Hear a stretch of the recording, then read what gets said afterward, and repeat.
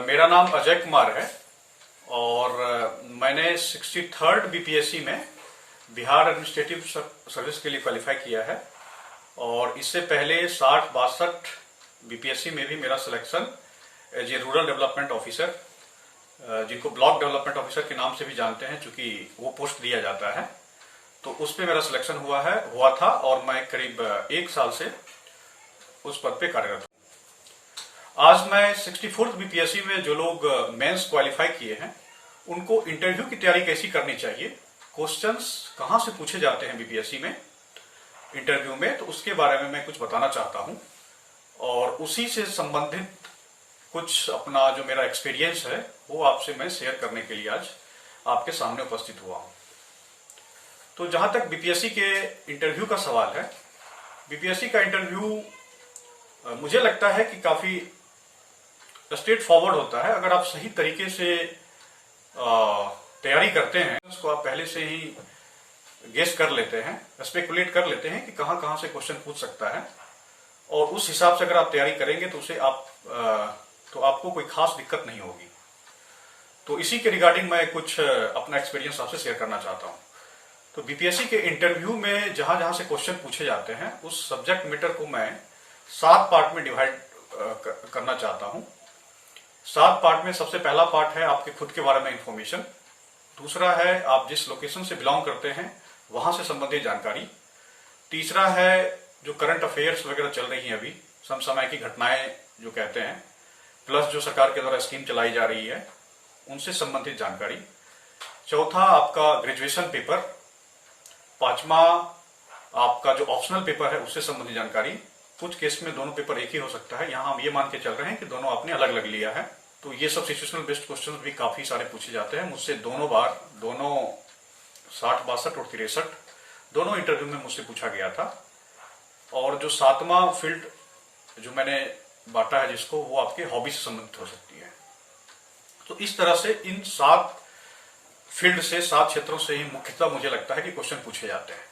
अगर इन 7 पे आप अच्छे से पहले से प्रिपेयर्ड होके जाते हैं तो मुझे लगता है कि आप इंटरव्यू स्मूथली और इजीली आप निकाल सकते हैं, काफी अच्छे मार्क्स जो हैं आप अर्जित कर सकते हैं वहां पे। चलिए, तो 1 बाय 1 करके हम डिस्कस करते हैं कि क्वेश्चन किस किस तरह से इन सब क्षेत्रों से पूछे जाते हैं। तो सबसे पहला जो मैंने कहा था, सेल्फ इंफॉर्मेशन, आपके बारे में खुद की जानकारी, तो वहां से ही आपका इंटरव्यू मेनली स्टार्ट होता है। हालांकि आपसे आपका नाम, आपके पेरेंट्स का नाम या आपसे किसी भी प्रकार की कोई उस तरह का इंफॉर्मेशन नहीं लिया जाएगा जिससे कि आपको व्यक्तिगत तौर पर रिकॉग्नाइज किया जा सके। यहां पर सेल्फ इंफॉर्मेशन से मेरा मतलब है कि जैसे आपने ग्रेजुएशन कब किया और ग्रेजुएशन से लेके अब तक आप क्या कर रहे थे, आपने इतने समय तक इस बीच में किस तरह से यूटिलाइज किया, अगर आप पहले से किसी सर्विस में थे तो फिर उस सर्विस को छोड़कर इसी सर्विस में आप क्यों आना चाहते हैं। तो इस तरह के क्वेश्चंस आपसे पूछे जा सकते हैं और यहां से आपका इंटरव्यू स्टार्ट ही होता है। तो इस तरह के सब्जेक्ट मैटर पर आपकी पकड़ काफी अच्छी होनी चाहिए। हालांकि इन सब चीजों के बारे में आपको पहले से पता है, लेकिन इन सब चीजों को आप एक बार अच्छे से गो थ्रू कर लें, उसे लिख लें, और अगर आपको लगता है कि कुछ कुछ इंफॉर्मेशन काफी क्रूशियल है तो उसे आप 2-3 बार लिख के 2-3 बार रिवाइज भी करें, उसे बोलने का प्रैक्टिस भी करें। आप बोलने के लिए, जैसे अब तो काफी सारे डिफरेंट साइज के मिरर्स भी आते हैं, तो उसके सामने आप खुद भी आप बैठ के आधा घंटा 1 घंटा प्रैक्टिस कर सकते हैं कि आप किस तरह से बोल रहे हैं।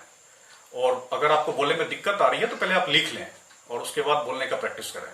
तो जो लोग जॉब कर रहे थे वो किस तरह के जॉब में थे, अब वहां से जॉब से संबंधित उनसे क्वेश्चन पूछा जा सकता है, तो आपको जॉब के बारे में भी बेसिक नॉलेज होना ही चाहिए। जैसे अगर आप इंजीनियर थे और किसी IT इंडस्ट्री में काम कर रहे थे तो वहां पर किस किस तरह का नया नया सॉफ्टवेयर आप यूज कर रहे थे, उस IT इंडस्ट्री में का प्रयोग जो है, जो आपका नॉलेज है उस इंडस्ट्री का, वो आप एज ए सिविल सर्वेंट कैसे यूज करेंगे।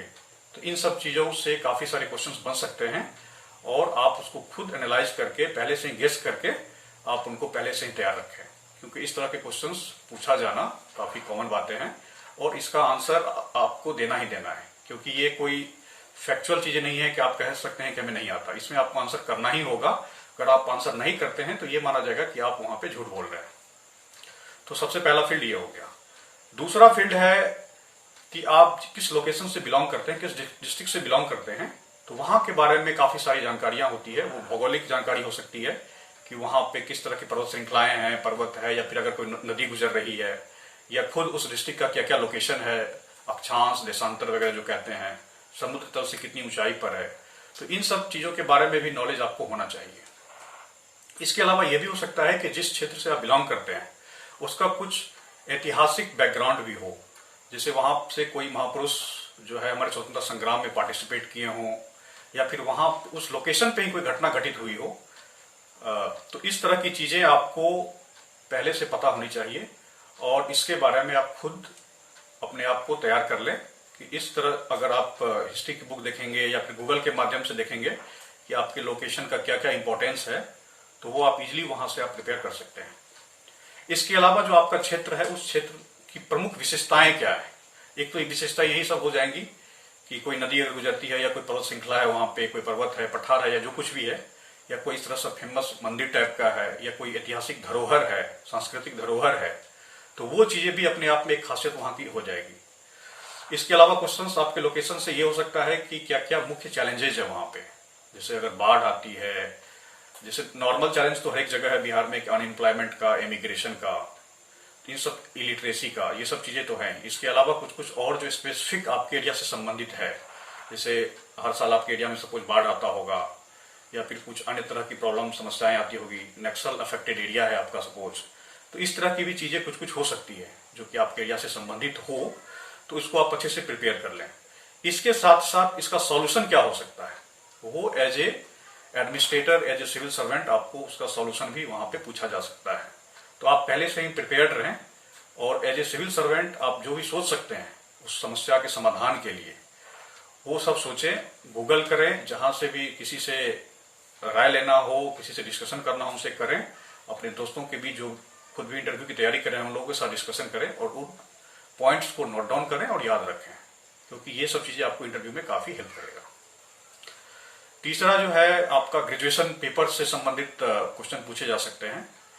ग्रेजुएशन पेपर से संबंधित कहा जाता है कि नॉर्मली क्वेश्चन नहीं पूछते हैं, लेकिन ऐसा नहीं है, क्योंकि अगर ग्रेजुएशन किस सब्जेक्ट में किया ये वो पूछ रहे हैं, किस साल किया और किस सब्जेक्ट में किया, और कोई उसमें से हमारे फैकल्टी मेंबर जो हैं, जो बोर्ड मेंबर हैं, अगर उस सब्जेक्ट के प्रोफेसर निकल गए तो जेन्युइन सी बात है कि वो वहां से क्वेश्चन पूछेंगे और इन डेप्थ में पूछेंगे। तो अगर आपने कुछ साल पहले ग्रेजुएशन किया है, 5 साल, 7 साल, 10 साल पहले किया है, तो उन ग्रेजुएशन पेपर को आप एक बार फिर से देख लें और उसको अच्छे से प्रिपेयर कर लें, क्योंकि वहां से भी क्वेश्चंस पूछे जाने की पूरी संभावनाएं है। और ग्रेजुएशन पेपर में अगर आप आंसर नहीं करते हैं तो एक बहुत निगेटिव इंप्रेशन देगा, क्योंकि उस पेपर को आप 3 से 4 साल तक पढ़ चुके हैं। तो इन चीजों का विशेष ध्यान रखें, और खास करके उस पेपर में कुछ चीजें जो होती है ग्रेजुएशन पेपर में, अगर ज्योग्राफी आपका सपोज उस तरह का पेपर है, तो उसमें मॉडल्स एंड थ्योरीज और काफी सारी चीजें, साइक्लोन्स, अर्थक्वेक, ड्राउट, तो इन सब चीजों के बारे में आपको बेसिक नॉलेज होनी ही चाहिए। और अगर आप आंसर नहीं करते हैं तो निगेटिव इंप्रेशन जाएगा, क्योंकि इन सब चीजों को आप बहुत पहले पढ़ चुके हैं और काफी लंबे टाइम तक पढ़े हुए हैं। तो इसकी नॉलेज आपको होनी ही चाहिए और आपको वहां पे आंसर करना चाहिए। ग्रेजुएशन पेपर के बाद आ जाता है ऑप्शनल पेपर की बात। तो ऑप्शनल पेपर में अच्छी पकड़ आपकी होगी ही, ऐसा मान चल सकते हैं, क्योंकि आपने उसमें अच्छा मार्क्स किया है, मेंस क्वालिफाई किया है। लेकिन चूंकि ये एग्जाम करीब साल भर पहले हुआ था, तो आप एक बार फिर से उसको रिवाइज करें और उसको एक अच्छे से उसका प्रिपरेशन करें। और सपोज मेरा चूंकि ज्योग्राफी था ऑप्शनल, तो अगर आपका ज्योग्राफी है तो ज्योग्राफी में काफी सारी चीजें जो होती है खूब पूछी जाती हैं, जैसे कि साइक्लोन्स वगैरह आते रहते हैं, तो साइक्लोन आने का क्या रीजन है, कितने तरह के साइक्लोन्स होते हैं, रिसेंटली जो साइक्लोन आया था उसका क्या नाम था, वो नाम किस कंट्री के द्वारा दिया गया था, नेमिंग सिस्टम किस तरह का होता है। जैसे भी वर्तमान में अगर मानसून चल रहा है तो डिफरेंट तरह की क्लाउड्स होती हैं, तो क्लाउड्स का फॉर्मेशन कैसे होता है, कितने तरह के क्लाउड्स होते हैं, तो इन सब चीजों के बारे में भी आपको नॉलेज होना ही चाहिए। और चूंकि आपका ऑप्शनल पेपर है तो इन डेप्थ नॉलेज होना चाहिए। इसके अलावा मॉडल्स एंड थ्योरीज हमारे ज्योग्राफी में काफी फेमस होता है, तो इन सब चीजों को आप अच्छे से प्रिपेयर कर रहे हैं, एक बार फिर से गो थ्रू करें और याद रखें, जिससे कि उस दिन अगर जब पूछा जाएगा तो आप कंफ्यूज ना हो और आप आंसर करने में अपने आप को उस तरह से ना दिखा पाए कि आपको नहीं आता है। तो वहां पे आपको इन डेप्थ में बताना पड़ेगा, और अगर बाय चांस कोई फैकल्टी मेंबर वहां के ज्योग्राफी के निकल गए तो फिर वो इन डेप्थ पूछेंगे। तो इसके लिए आप पहले से प्रिपेयर्ड रहें। और आपके ऑप्शनल में ये माना जाता है कि आपको इन डेप्थ नॉलेज है, तो आप अपने आप को उसी हिसाब से तैयार भी कर लें। इसके अलावा पांचवा जो फील्ड होता है जहां से नॉर्मली क्वेश्चन पूछते हैं वो है आपके हॉबी से संबंधित। पांचवा या छठा देख लीजिएगा, आपके हॉबी से संबंधित। जैसा कि सबसे पहले एक मेंबर जनरली हॉबी से संबंधित क्वेश्चन पूछते ही है कि आपका हॉबी क्या है।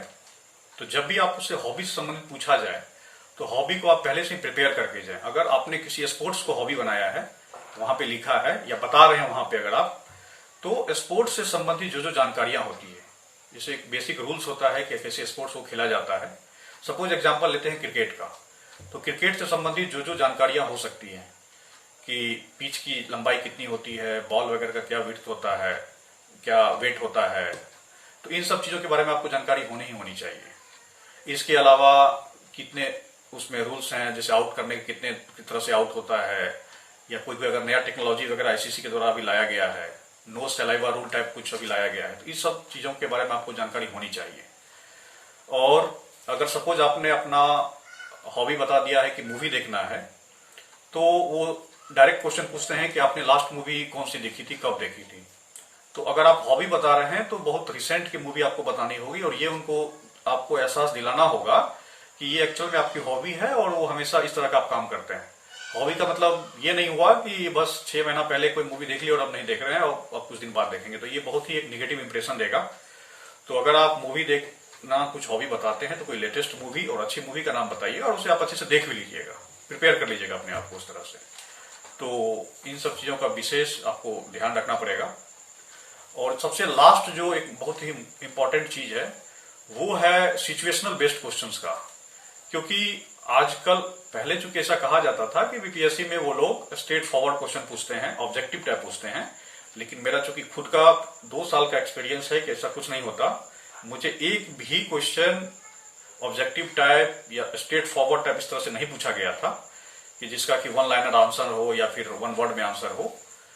वो आप तो एनालिटिकल अप्रोच आपका देखेंगे, आप किस तरह से सोचते हैं और आप किस तरह से एनालाइज करते हैं, किस तरह से आंसर करते हैं किसी क्वेश्चन का, वो करेंगे। और काउंटर क्वेश्चन भी उसमें वो पूछते हैं।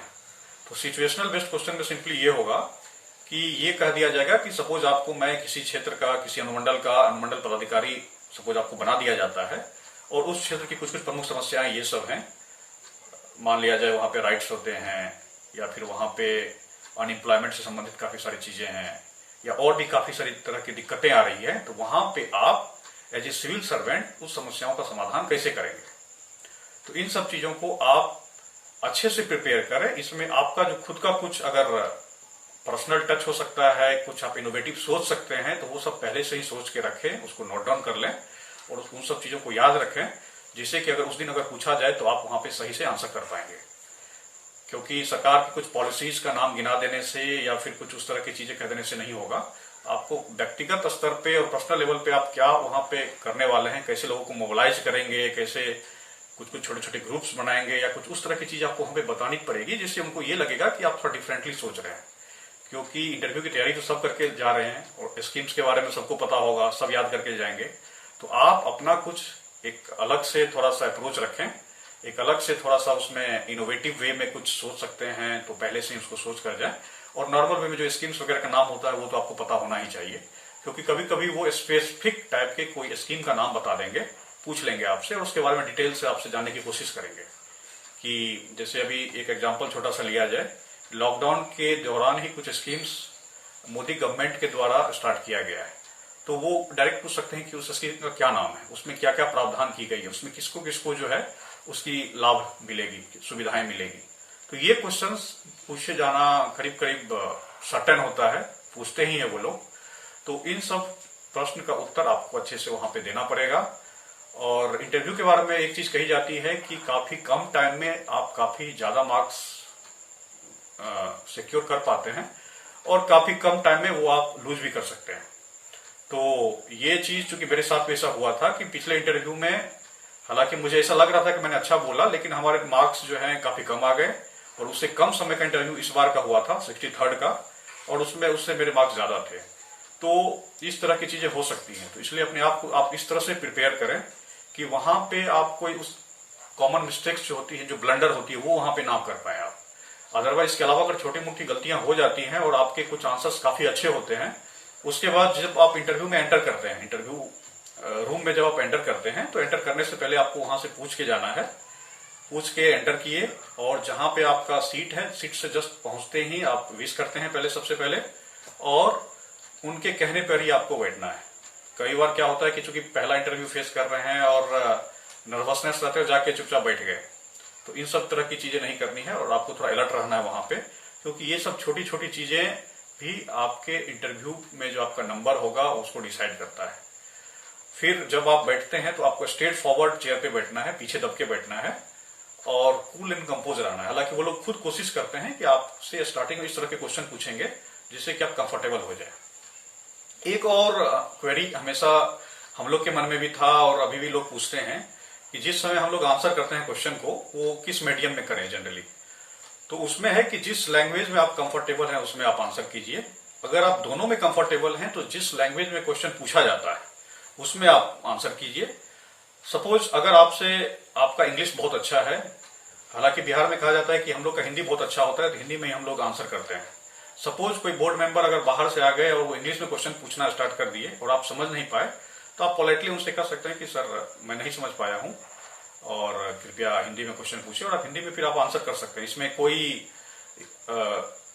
गलत बात नहीं है कि कोई नेगेटिव इंप्रेशन जाएगा या कुछ इस तरह, उससे आपको कोई नंबर पे फर्क पड़ेगा, ऐसा कुछ नहीं होता है। आप अपने कंफर्टेबल, जिसमें आपका कंफर्ट जोन अच्छा है उसमें आप आंसर करें, और जहां पे आपको लगता है कि आप डिफिकल्टी फील कर रहे हैं और सपोज कोई क्वेश्चन इस तरह से पूछा जाता है जिसके बारे में आपको कुछ पता ही नहीं है, वो लैंग्वेज और उससे कुछ मैटर नहीं है, बट उसके बारे में कुछ पता नहीं, तो आप वहां पे गेस वर्क प्लीज ना करें। आप क्लियरली वहां पे पोलाइटली मना कर दें।